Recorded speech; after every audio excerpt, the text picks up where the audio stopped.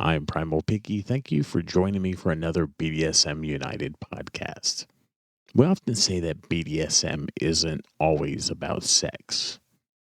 Asexual kinksters are sometimes an example of this. There are folks on the asexuality spectrum who enjoy diverse expressions of sex and kink with folks of every gender and orientation across the whole sexuality spectrum. Here's a quick 101 catch up for those of you who aren't familiar with asexuality. Asexuality is an orientation in which people experience limited to no sexual attractions. Sexual attraction is defined as the emotional response people feel when they find people sexually appealing.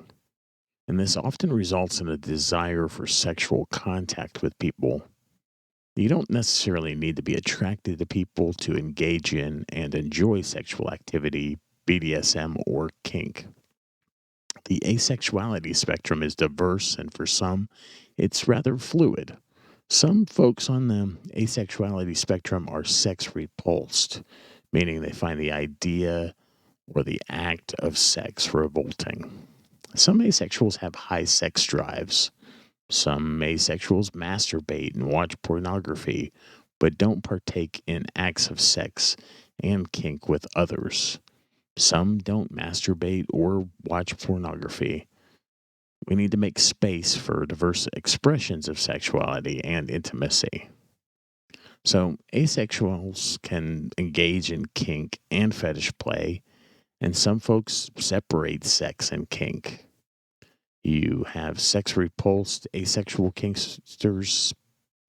The takeaway here is that attraction, drive, kink, and sexual activity are all related in various ways, but expressions are as diverse as the experiences of those who are engaged in them. There's another spectrum, the romantic, the aromantic spectrum, and we won't really get into that here, but it exists and talks more about romantic and emotional attractions and bonds, but are outside of the scope of this particular conversation. While some asexuals are sex repulsed, others enjoy kink and play parties. Rarely are those parties accessible to asexuals. Here are a few ways that we can make the entire BDSM lifestyle more welcoming to asexuals because some love kink, man. They love sex parties too. Compulsory sexuality refers to a set of social attitudes or institutions and practices which hold and enforce the belief that everyone should have or want to have frequent or consensual sex. Uh, while sexuality encompasses our internal wants and desires, compulsory compulsory sexuality is imposed from outside.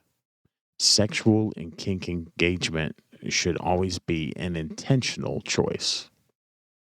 If you're curating a space where sex or kink are centered and celebrated, then consent should be at the forefront of all the activities.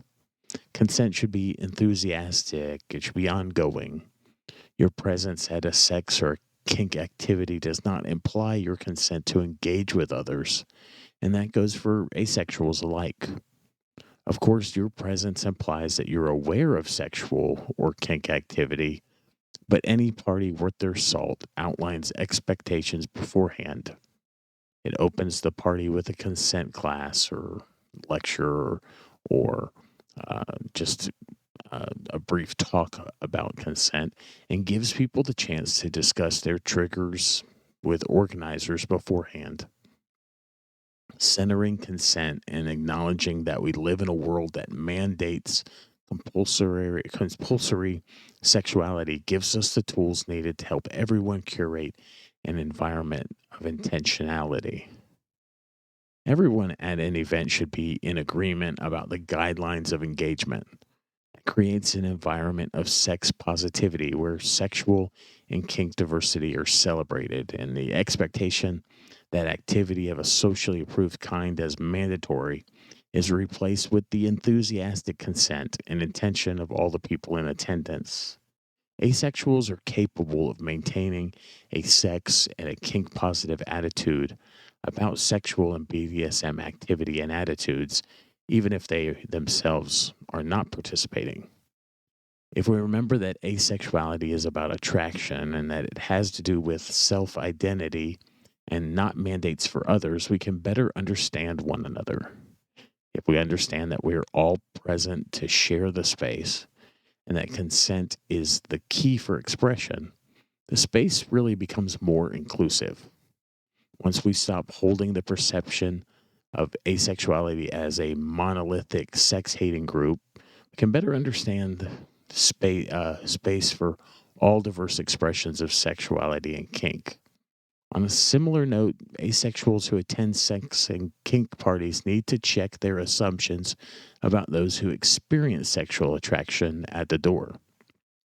Any shame they have surrounding sexuality should be deconstructed wherever possible, especially when entering spaces that center sex and kink diversity. The takeaway here is that sex negativity should be actively discouraged, no matter what your orientation may be. Your guidelines also should talk about etiquette for engaging with people who are already involved in activities because everyone has the right to be comfortable and on the same page in a vulnerable environment. In a related vein, voyeurism is a form of participation and should also be negotiated and consensual. While some attend sex and kink parties to play with those with who they came, others attend because they enjoy being in a non judgmental, sexually free, and body positive environment. Some like to consensually watch others play, some like to watch and play, and there are asexual people with partners that like to watch their partners play. Whether you curate or attend kink and sex parties, you're bound to meet asexual folks who might want to play. If you hold space for diverse expressions of kink and sexuality, please make space for aces at your event. They're more, they are more than their attractions. They are dynamic, they're fluid, and they're self-aware people too.